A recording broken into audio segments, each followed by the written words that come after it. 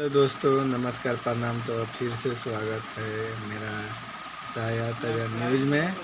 तो हम बता सकते हैं कि मेरा वो अरे बहन चो लैपटॉप फिर से हटबे तोरा बहन के चो खराब हो जाए।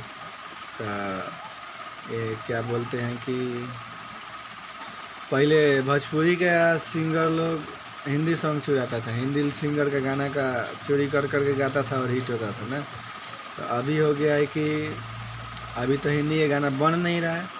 तो हिंदी गाना नहीं बनने के कारण ये लोग क्या कर रहे हैं, आपस में चोरा चोरी करके और खूब विवाद पर विवाद हो रहा है। देखिएगा आपका कि मतलब आए दिन गाना वो पवन सिंह हो, खेसारी लाल यादव हो, मतलब कोई भी भोजपुरी का स्टार हो जो कि गाना छोटा कलाकार को नहीं चुराता है। तो आप देखिए कि ये कहाँ तक सही है। कम से कम अपना म्यूजिक बनाइए और पहले जांच कीजिए, पड़ताल कीजिए गाना नेट पर है कि नहीं।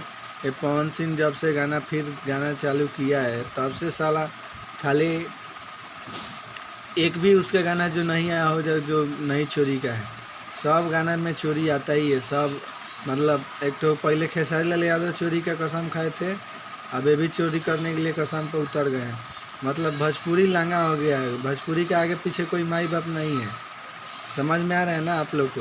तो ये लोग को स्टार नहीं, चोरवा स्टार और ट्रेंडिंग स्टार बना देते हैं आप लोग। तो ये सबको चोरी स्टार घोषित करना चाहिए, क्योंकि अब पहले हिंदी गाना चुराते थे, हिंदी गाना आता था। तो अब तो हिंदी गाना आता ही नहीं है।